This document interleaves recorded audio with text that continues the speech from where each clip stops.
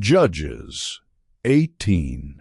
The Danites settle in Laish. In those days, Israel had no king, and in those days the tribe of the Danites was seeking a place of their own where they might settle, because they had not yet come into an inheritance among the tribes of Israel. So the Danites sent 5 of their leading men from Zorah and Eshtaol to spy out the land and explore it. These men represented all the Danites. They told them, "Go, explore the land." So they entered the hill country of Ephraim and came to the house of Micah, where they spent the night. When they were near Micah's house, they recognized the voice of the young Levite. So they turned in there and asked him, "Who brought you here? What are you doing in this place? Why are you here?" He told them what Micah had done for him and said, "He has hired me, and I am his priest."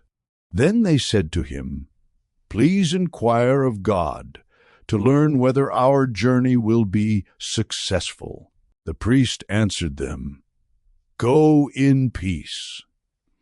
Your journey has the Lord's approval." So the 5 men left and came to Laish, where they saw that the people were living in safety, like the Sidonians, at peace and secure. And since their land lacked nothing, they were prosperous. Also, they lived a long way from the Sidonians and had no relationship with anyone else. When they returned to Zorah and Eshtaol, their fellow Danites asked them, "How did you find things?" They answered, "Come on, let's attack them.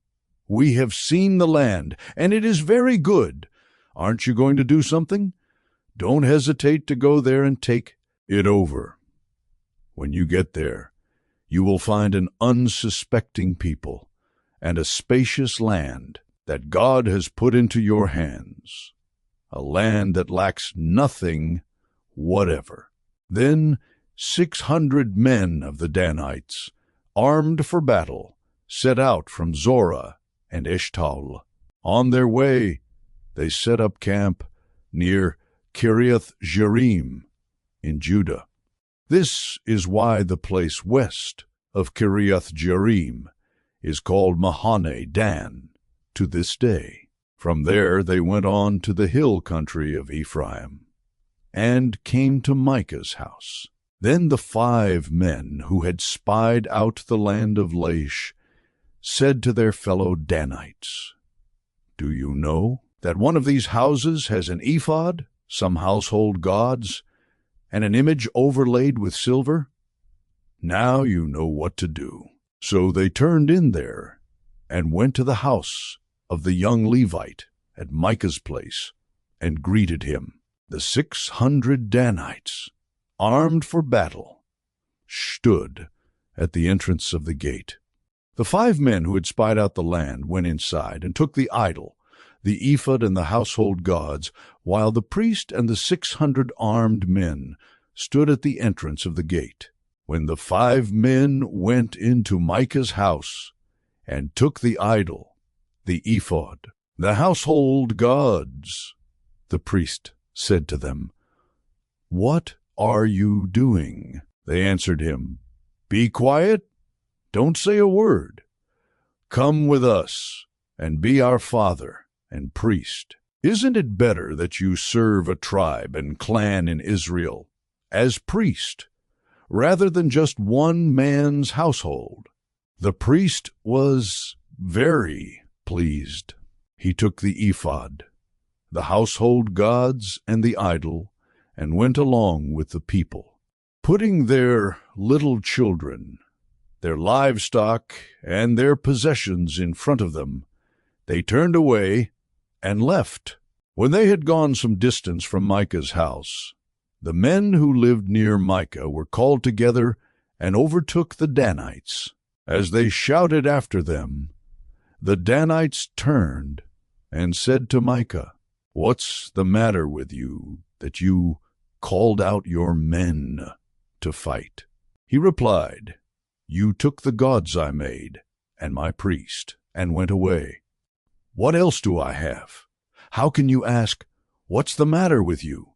The Danites answered, "Don't argue with us, or some of the men may get angry and attack you, and you and your family will lose your lives."